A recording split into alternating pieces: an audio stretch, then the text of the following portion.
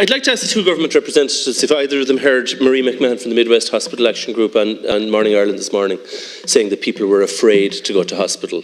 Now, I don't know if that's news for you, but it's not news for me because it's something that I've lived, my family's lived, my neighbours have lived, my friends have lived for quite some time.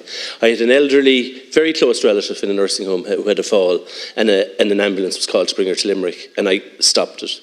And I was told, you can't stop it. I said, I am stopping it, and I'll stand in the way, and I'll stop it, and I'll sign whatever I have to sign, and I'll go to whatever court I have to go to court to explain it.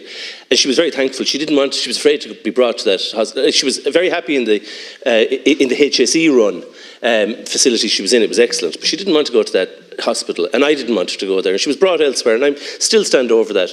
My wife and I have a young son who's not seriously ill, but he does require hospitalisation occasionally, and we've decided that if he urgently needs hospitalisation once we hit Bird Hill, we're going to take our chances and get him.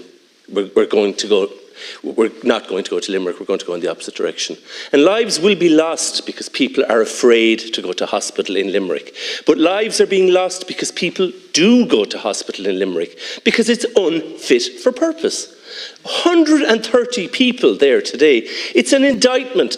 Micheál Martin, brought it up month on month. And he's right, it's not his job to run hospitals, but it is his job to resource hospitals within the limits of the resources available in a budget, of course. But we have a lot of money. And to make sure that there's a management team in place who can spend that money.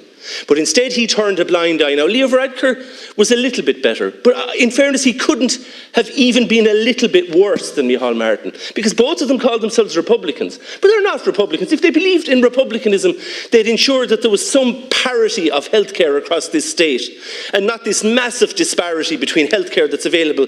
And people do complain about it, but it's so much better along the East Coast than it is along the West Coast. For people who are celebrating 100 years of our republic, well, it's not 100 years, it's 100 years of the Free State. It's not 100 years of a republic. Sinn Féin will say, of course, we don't have a republic at all. I hope they'll do a better job. I have my doubts sometimes, but they couldn't do a worse job in health than has been done by this government. Somebody somewhere needs to adequately resource it, or if the problem is not resources, as the government say, well, then the problem is the management team.